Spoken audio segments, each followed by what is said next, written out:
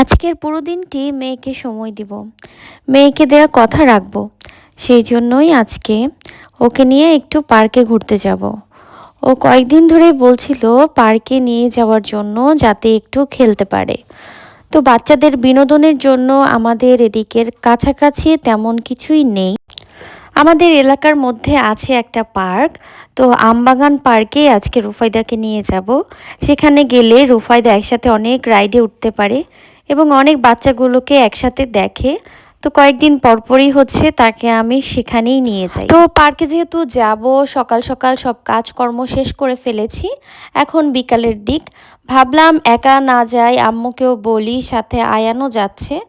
তো রুফায়দা আবার পানির বোতল নিয়ে নিয়েছে যাতে ওখানে গিয়ে খেলাধুলা করে তৃষ্ণা পেলে পানি খেতে পারে। রুফায়দা আর আয়ান দুইজন হাত ধরে রাস্তা দিয়ে যাচ্ছে। তো পিছনে আম্মুও আছে, আমি সহ বের হচ্ছি। আজকে তাকে একটু সময় দিব। মাঝে মাঝে বাচ্চাদের এসব ছোটোখাটো আবদারও পূরণ করা জরুরি হয়ে পড়ে।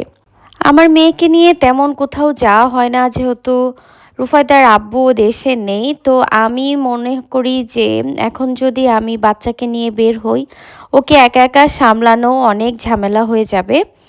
যদিও তেমন দুষ্টামি করে না রুফায়দা, কিন্তু তারপরও ওর টেক কেয়ারের একটা ব্যাপার থেকে যায়। সেই জন্য আসলে দূরে কোথাও যাওয়ার সাহস আমি একা একা করি না। তো বের হয়ে গিয়েছি, রিক্সা নিয়ে নিয়েছি। ওই দিন ওয়েদারটা অনেক বেশি সুন্দর ছিল। আমরা চলে আসলাম, যেহেতু খুব বেশি কাছেই, অনেক বেশি দূরে না। তো চলে এসেছি, এসেই হচ্ছে টিকিট কেটে নিলাম। জনপ্রতি 20 টাকা করে টিকিট। তো আয়ান এসেই হচ্ছে ওর খিদা লেগে গেছে, বাদাম কিনলো। এরপর আমরা ভিতরে টিকিট কেটে প্রবেশ করলাম। প্রবেশ করার পরে দেখি যে অনেক মানুষ। তো এই হচ্ছে সমস্যা, এই এত বড় এলাকার মধ্যে একটা মাত্র বিনোদনের জায়গা, যেহেতু তেমন আর কোনো জায়গা নেই কাছাকাছির মধ্যে, তাই এখানেই হচ্ছে অত্র এলাকার সবাই আসে এবং সেই সাথে আমরাও আসি। তো এখানে পার্কটা যেহেতু বাচ্চাদের রাইড নিয়ে সব কিছু, বাচ্চার মা বাবারা এসে হচ্ছে এভাবে দাঁড়িয়ে থাকে বা বাচ্চাকে টেক কেয়ার করে, আর বাচ্চারা হচ্ছে খেলতে পারে। যাক, তারপরেও এলাকার মধ্যে এত সুন্দর একটা বাচ্চাদের খেলাধুলার জন্য বিনোদনের ব্যবস্থা করা হয়েছে, এটাই বা কম কিসের। সেদিন আমার শরীরটা অনেক বেশি খারাপ লাগছিল, কারণ আমি ওই দিন বাসায় টুকিটাকি অনেক বেশি কাজ গুছিয়েছি। তারপরও যেহেতু রুফায়দাকে কথা দিয়েছিলাম যে হ্যাঁ বিকালে তোমাকে বাহিরে ঘুরতে নিয়ে যাব, পার্কে নিয়ে যাব, তো তাই তাকে দেওয়া কথা রাখতেই কষ্ট হওয়া সত্ত্বেও নিয়ে এসেছি। তো সাথে যেহেতু আম্মু আছে, ও এক একটা রাইড করে একবার করে উঠছে আর দৌড়িয়ে দৌড়িয়ে পরবর্তীটায় যাচ্ছে। তো আম্মু হচ্ছে ওর পিছনে পিছনে ছিল, যদি ব্যথা ট্যাথা পায় আর কি, সেই জন্য। তো আমিও এখানে ছিলাম, টুকটাক ভিডিও করলাম, যে ভাবলাম রুফায়দা পরে দেখতে পারবে। রুফায়দা আবার হচ্ছে ওর আইপ্যাডে এই ভ্লগগুলো দেখে দেখে সে খুব মজা পায়। বাচ্চারা এই বয়সে খেলাধুলা করবে, বাবা মায়ের সাথে ঘুরতে যাবে, এটাই স্বাভাবিক। কিন্তু হচ্ছে আমাদের জীবন বা জীবিকার তাগিদে বা ভালো ফিউচারের কারণে ওর বাবা যেহেতু দেশের বাইরে চলে গিয়েছে, তো আমার সেই জায়গাটা থেকে সবসময়ই মনে হয় এই বয়সটা ওর বাবা মা দুজনকে একসাথে পাওয়ার কথা, কিন্তু সেখানে পাচ্ছে শুধু মাকে।